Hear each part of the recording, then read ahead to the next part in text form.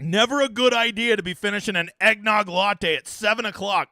You don't give the big guy that much espresso this late at night. Grandpa's never going to bed.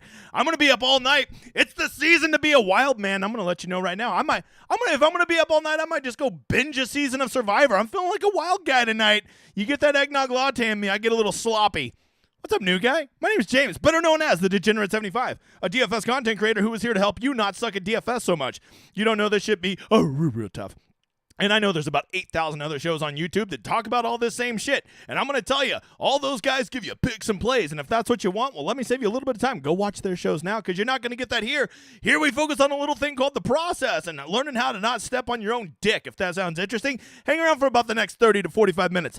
Also, toss up to 2 questions over there in the chat. You ask any more than 2, I'm booting your ass, all right?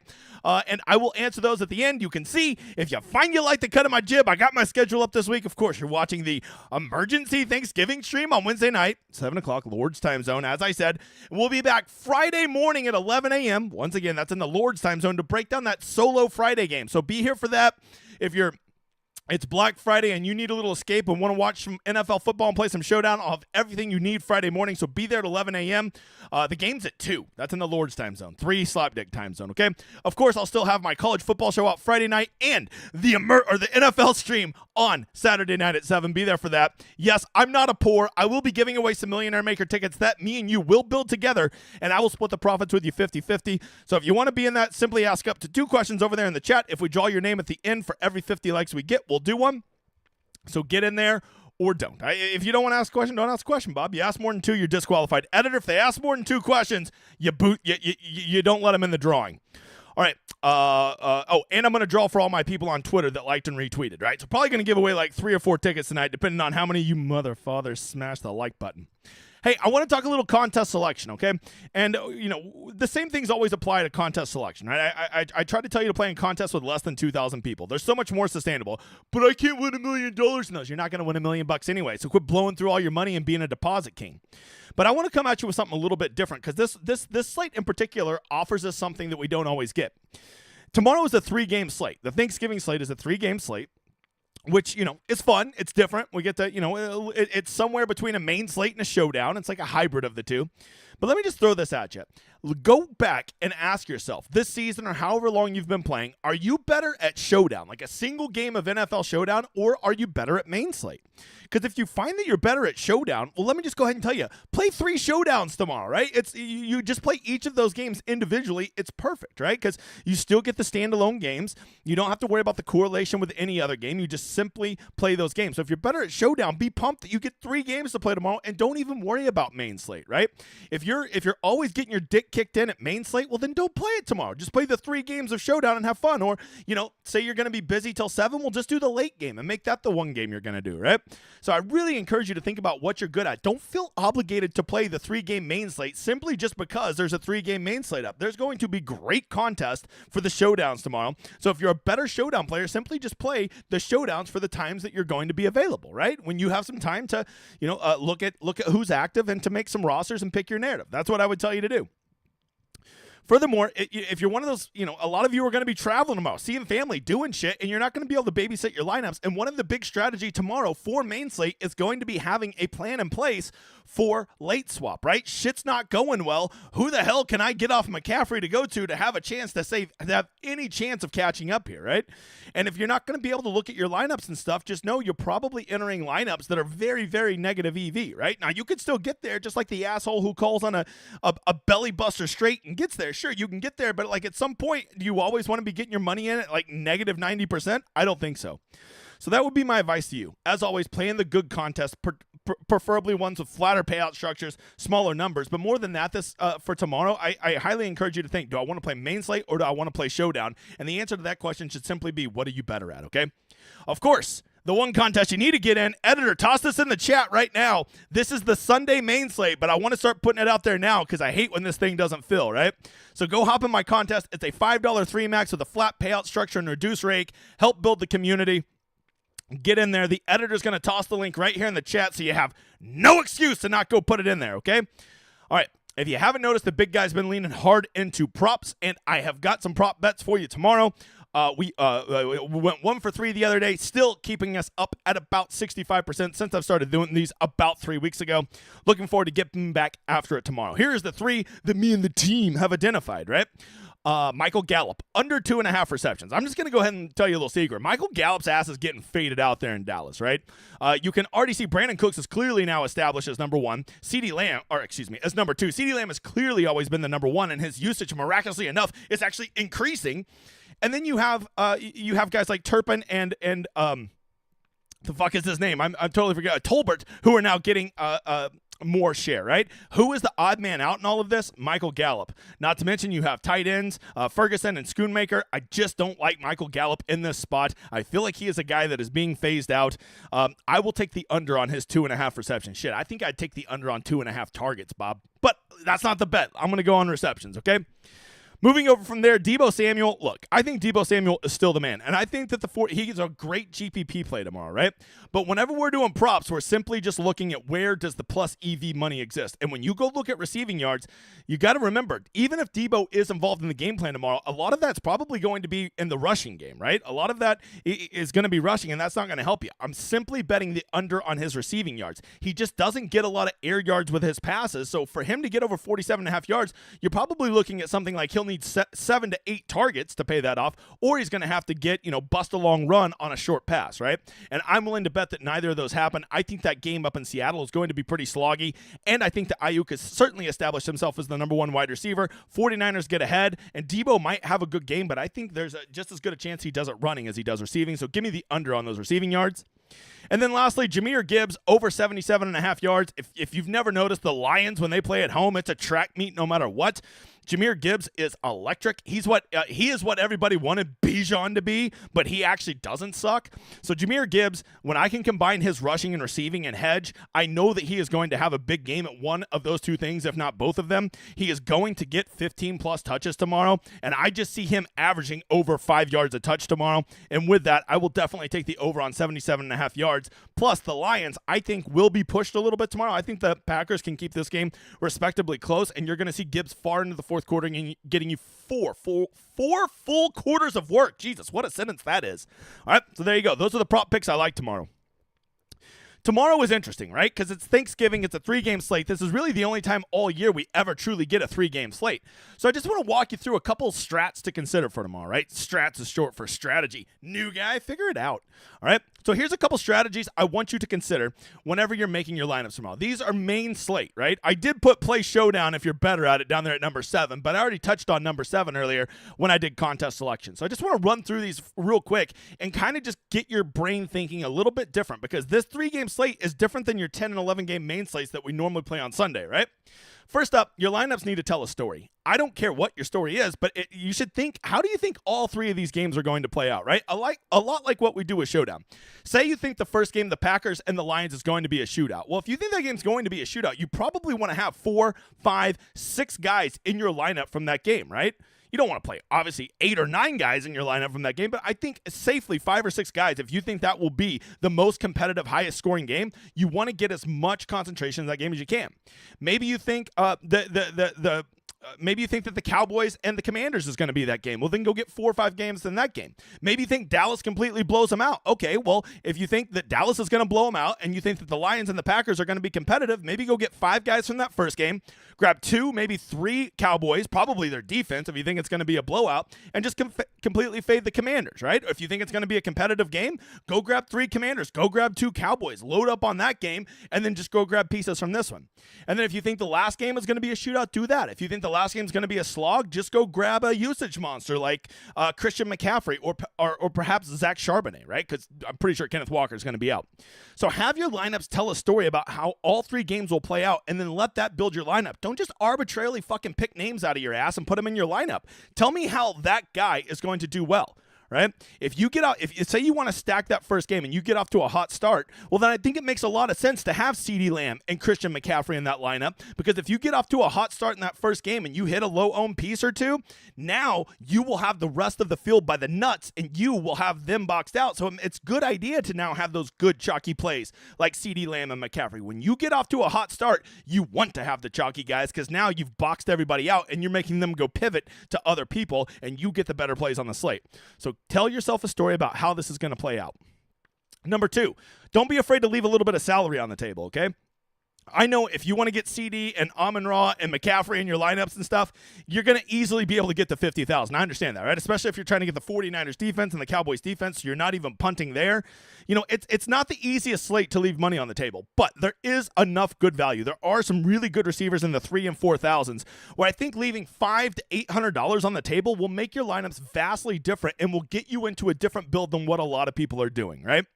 Speaking of being different, don't be afraid to play 2 tight ends tomorrow. I think tomorrow is a sneaky good tight end slate. Laporta is flop lag from last week. Kittle is always a breakout star. Musgrave's out, so maybe Kraft could be that punt tight end. You put him and another tight end together, and that could save you a ton of money to let you go get to all those studs. On a 3, normally I don't advocate for double tight ends, but on a slate this small, double tight ends sometimes get there, so I'm a lot warmer to it on a 3-game slate than I would be on a 10 or an 11-game slate. Number 4. Overstack games, okay? Like if you think that, whatever, say you think that the 49ers in Seattle is going to just be a shootout, play 5 or 6 guys from that game, okay? Especially, this is going to be counterintuitive, especially if you're playing in a $100 single entry or a $200 single entry. The higher the buy-in, the smaller the field, the more you should want to stack, right? Well, why would I want to stack? Because when you're playing in the lottery, you're playing in the millionaire mega tomorrow, you're basically going to need all 9 guys to do well to have any chance to win that. And a $100 single entry with, let's say, 1,100 people in it, you can win that motherfather with 7 out of your 9 guys doing well. So if you get 6 guys, fat fingers, that's the espresso right there. If you get 6 guys from the same game and 4 of them or 5 of them have a really good game, you are going to be nutted, right? You don't need every single one of your guys to do well in an 1,100 person field. You need every single one of your guys to do well in a 100,000 person field. So the smaller your field is, the more you should be open to game stacking. 4, 5, 6 guys from the same game, because they are going to be correlated. If that game shoots out, there's a very good chance that 4 or 5 of those guys will do very, very well for you, and you can have a real shot in those smaller contests. The next one, pivot from the same team chalk, okay? So let me just give you an example. Zach Charbonnet is going to be wildly popular tomorrow. Let's say you're not buying it. You don't want to play that chalk, all right?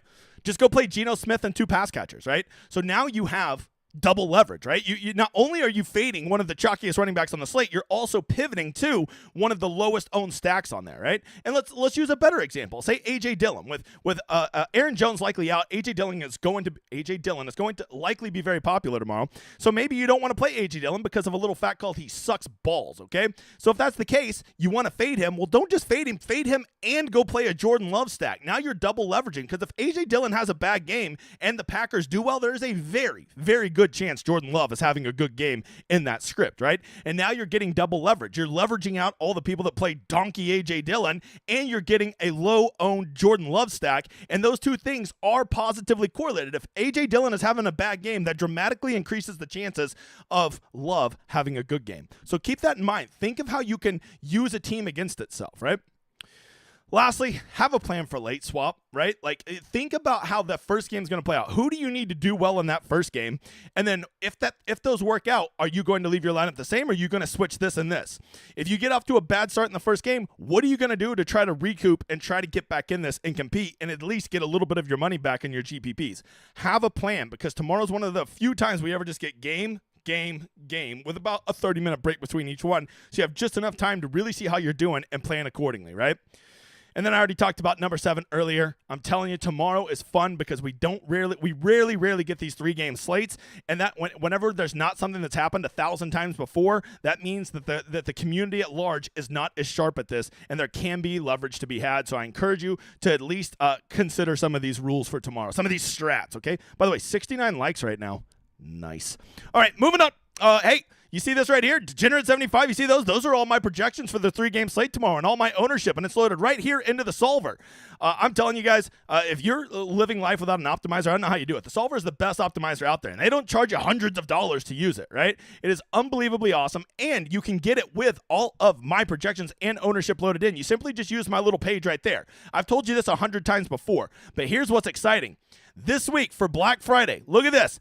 Use NFL 50. When you go to my landing page, you go to sign up, you want my projections. When you go to put in the code, put in NFL 50 and it's half off, right? So now you can get the NFL optimizer for $17 a month. Are you motherfucker kidding me? Right? That is a giveaway. Not only is that getting you the optimizer, the solver, which is the best optimizer out there, it's also getting you my projections and my ownership for $17.50 a month. Like if you've never wanted to try it, I don't know what to tell you, Bob. It's an awesome deal. I highly encourage you to try it. I load in stats for NFL, main slate, NFL Showdown, these 3-game slates, college football Showdown, PGA, soon to be NASCAR. If it's a sport I cover, you best believe my sweaty ass, both literally and figuratively, is going to have projections up that you can count on.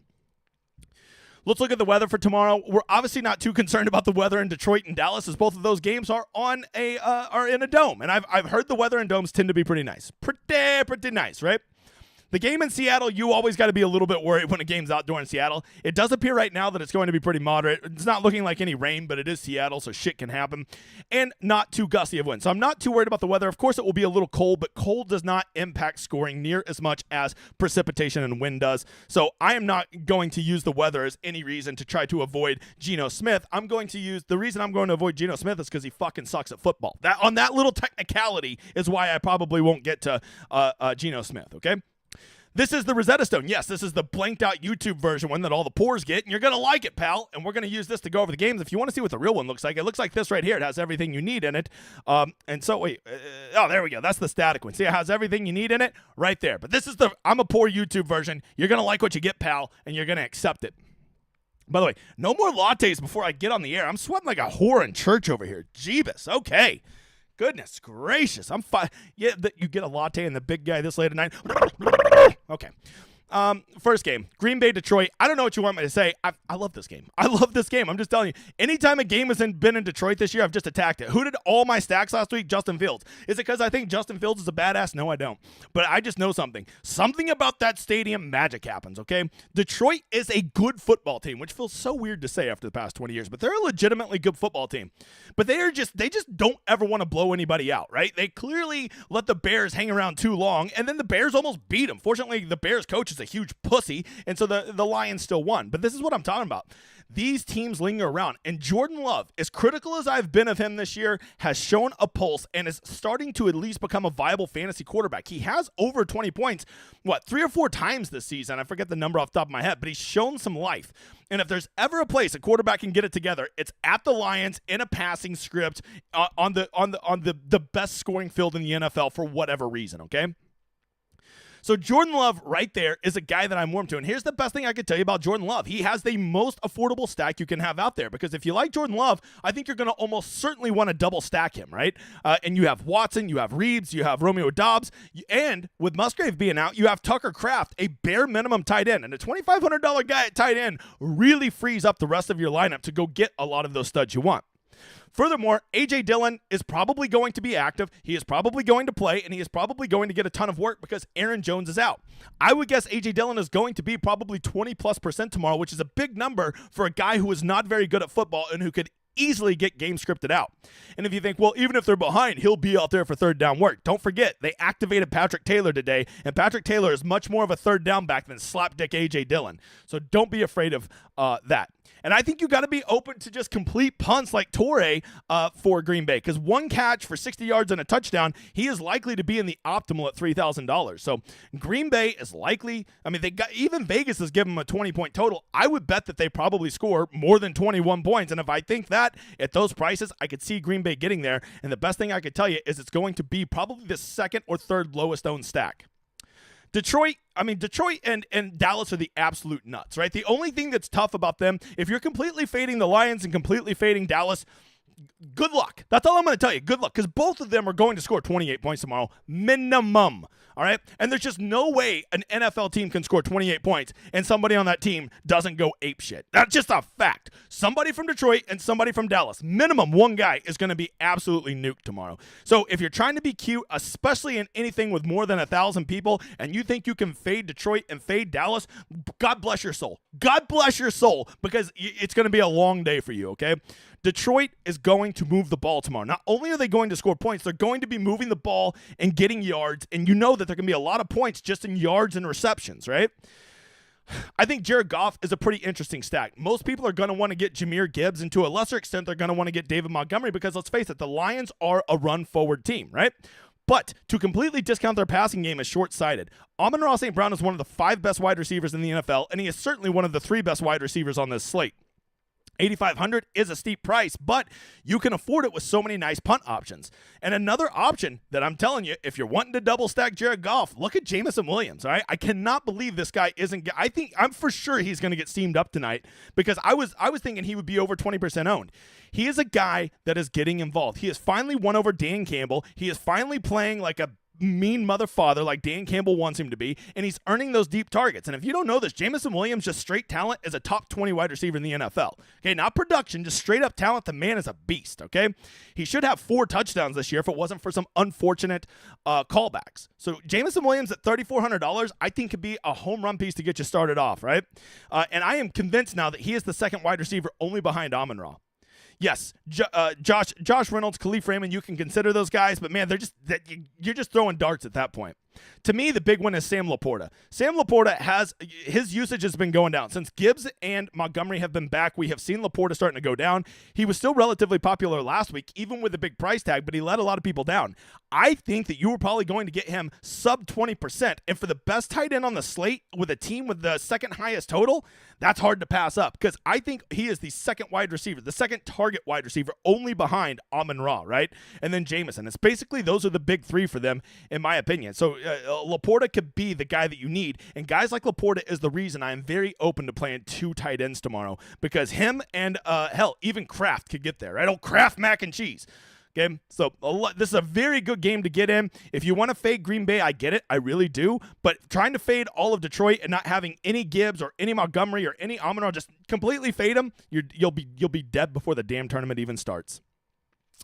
Moving over to Washington and Dallas, this is one of those perfect games where you have to pick your narrative, right? I think that this is one of those games that everybody's like, Washington lost to the Giants. They could never do good this week. Or they could. All right, how many times I got to tell you this, man? These NFL teams are this different. But there is also the narrative that Dallas is just a God-level team when they're at home, right? So I think you've got to pick. Do you think Washington keeps this game competitive and can get to 21, 24, 28 points and push Dallas? Or do you think Dallas just goes out and blows them out 42-3? Right? I think both of those are very viable options, but this has to be your narrative and how you think the games are going to play out. If you think Washington's going to get boat raced, I think there's a very viable path to just completely fading the Commanders.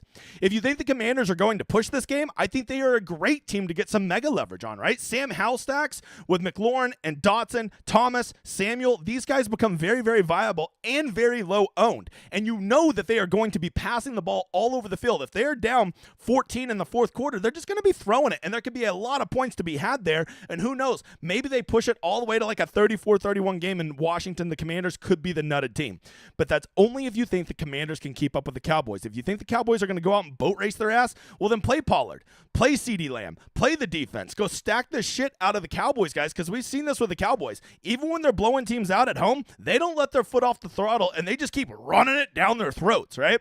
So I think that guys like CeeDee Lamb and Tony Pollard and Dak Prescott and Ferguson and the defense, they could all get there if the Cowboys win 42-3, right?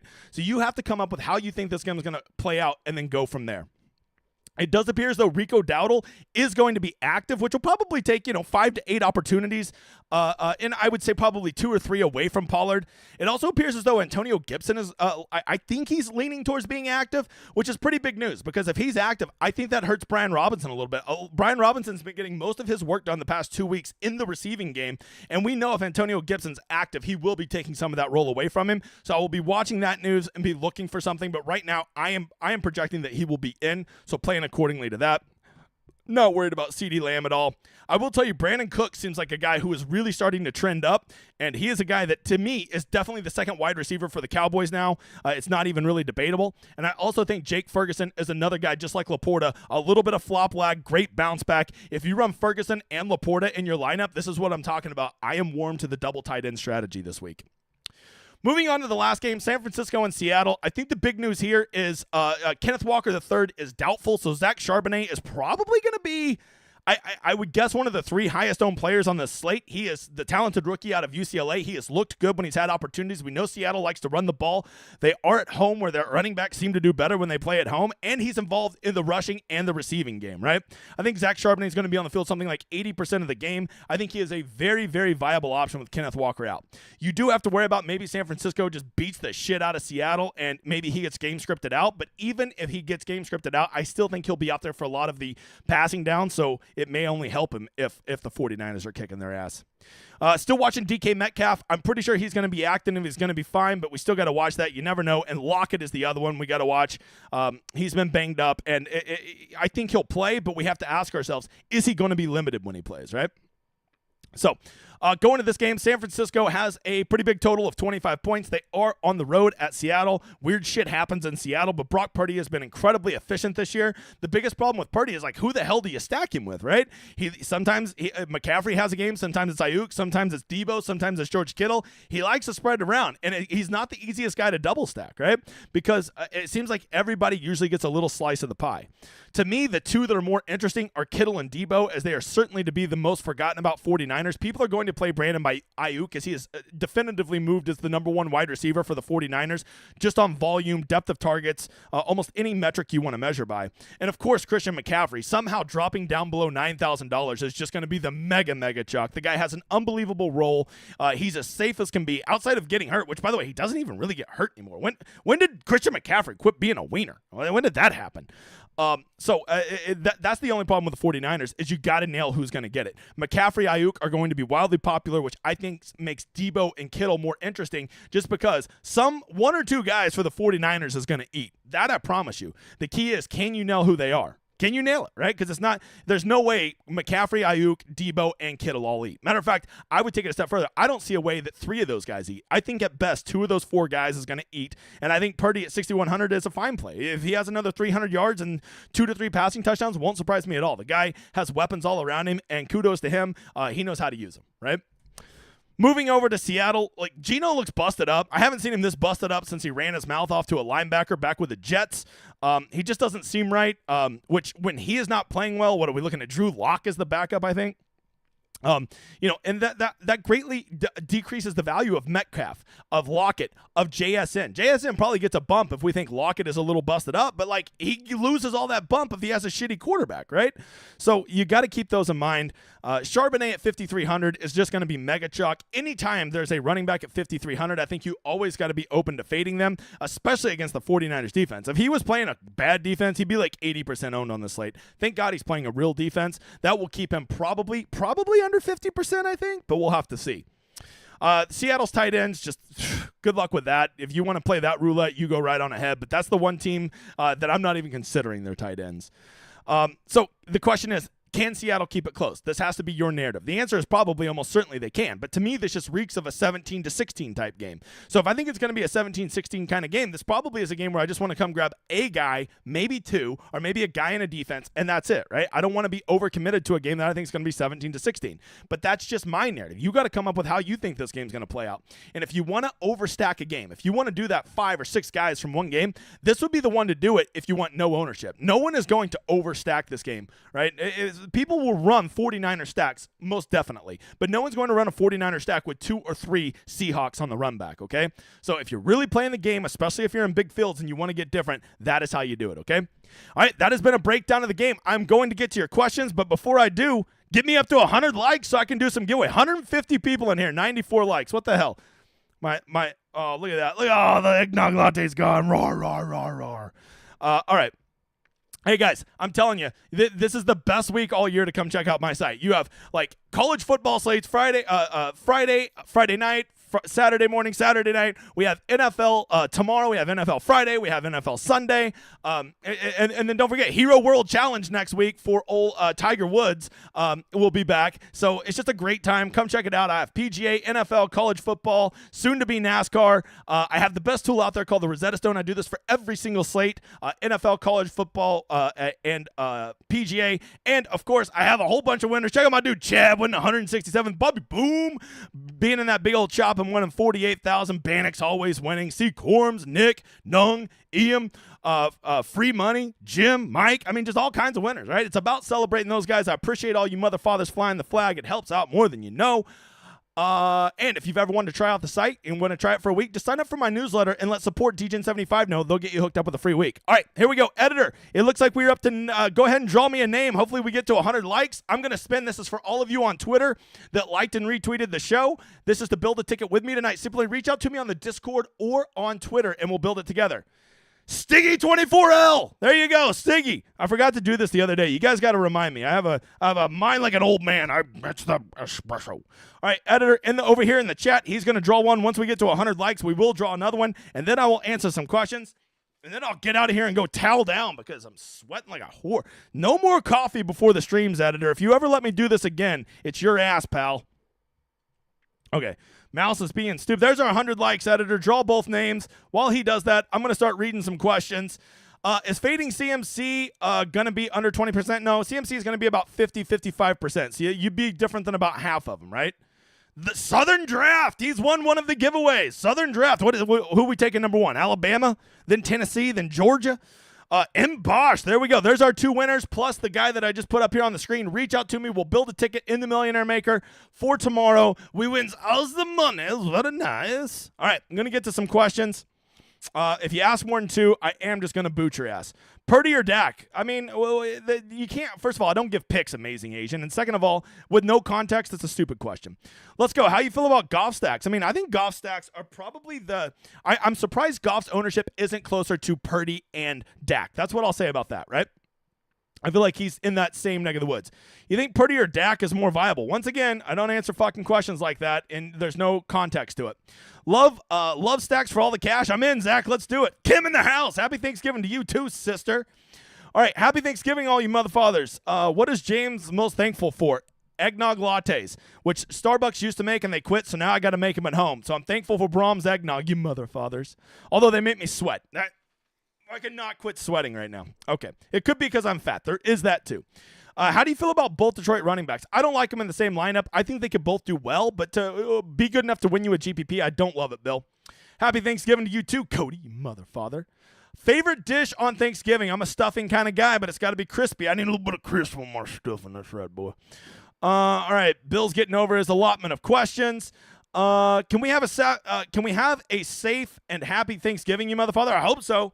Be careful. People can't drive on the holiday, so keep your head on a swivel out there for all the ass clowns. Since you feel like Showdown X3, does ownership truly matter in this format? Since this feels like a Showdown X3, does ownership truly matter in this format? Well, I mean, ownership always matters, right? Especially in Showdown. If you can get that guy at under 10% that goes off, or you can play a narrative that nobody else is, it certainly pays dividends. I mean, the other night, I went with Devontae Smith at captain, and you saw how well that did for me. Dylan and Charbonnet, I've had the toughest matchups, but both will be getting the lion's share of work. Yeah, if I had to choose one of those, Rob, I'm warmer to Charbonnet. I just think A.J. Dillon's dust, man. That's the problem. I mean, that will be a really good scoring environment. I agree. And if he falls into the box once or twice, it won't surprise me. But, like, by and large, he's touchdown dependent. And, like, good luck depending on a touchdown from slapdick A.J. Dillon. On a 3-game slate, how do you handle defense special? So normally, Kevin, this is a good question. Defense is normally something I just punt at, right? Just I don't care. But this week, I'm pretty okay with spinning up. Like, I really want the 49ers or Dallas defense this week, and I will find a way to get them in there. David Portwoff, how popular will Dak, CD, Gallup stacks be? Well, Gallup won't be popular, so that will actually be pretty different. Now, if you would have said Dak, CD, and like Cooks or Ferguson, that will be wildly popular, but no one's going to be on Gallup, right? I mean, maybe some of the noobs will be on him, but like most people realize that he is somebody who is trending downward pretty hard. Who do you think's the highest owned QB will be? Yeah, the highest owned QB, I feel pretty confident, will be Dak Prescott. Slimy backup running backs? I mean, I guess, but like Patrick Taylor, I guess. I don't know, man. I don't know. There's just these running backs have some really good slates. I'm just not trying to get cute there. If I'm going to be cute, I'll get cute at tight end or wide receiver. Jeff says, what is the biggest thing you do different between a 3-game slate and a main slate? Game stack more. You'll never see me put 5 guys from the same game in my main lineups or for a main slate on Sunday, but I will certainly be doing that tomorrow on the games I like the most. In a slate like tomorrow, is the strategy to have a flex player from the night game? That's exactly right, Mike. You always want to keep your flex as somebody in the latest game possible, right? Why do you want to do that? Because you need to give yourself the most flexibility to be able to switch that player out. So if you have McCaffrey in there, no matter what's happening, you can switch to any player in that late game you want if you have him at the flex. You can switch to a tight end. You could switch to a wide receiver. You could switch to another running back if you have McCaffrey because he's more expensive than everybody, right?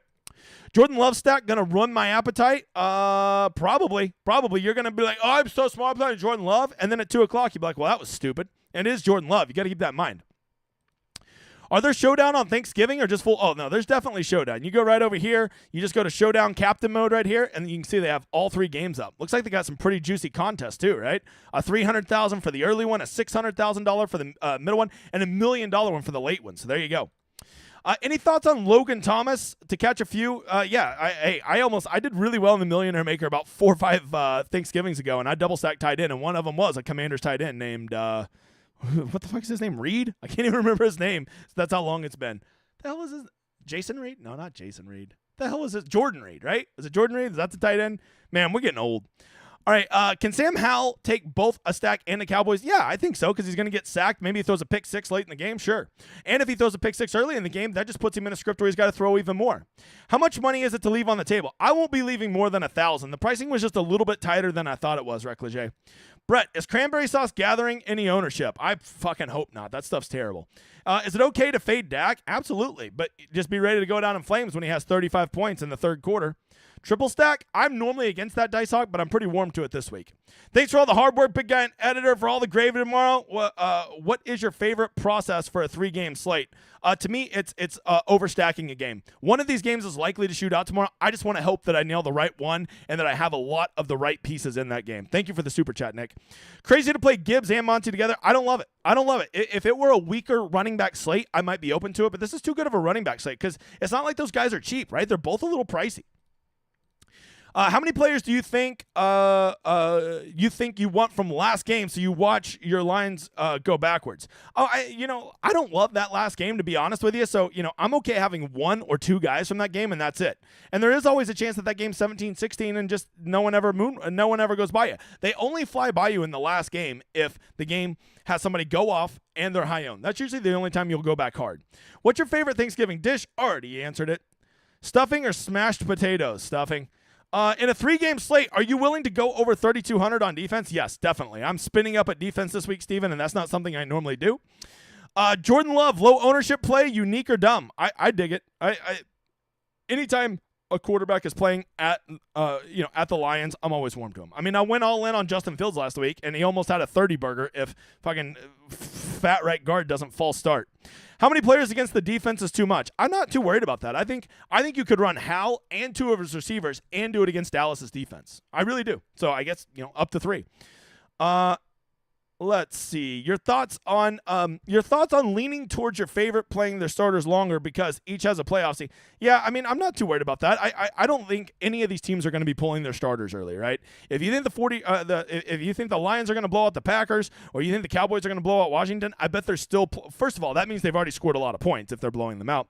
And second of all, I think that means that I think you still see them probably midway through the fourth quarter. I just don't think there's going to be a lot of sitting, right?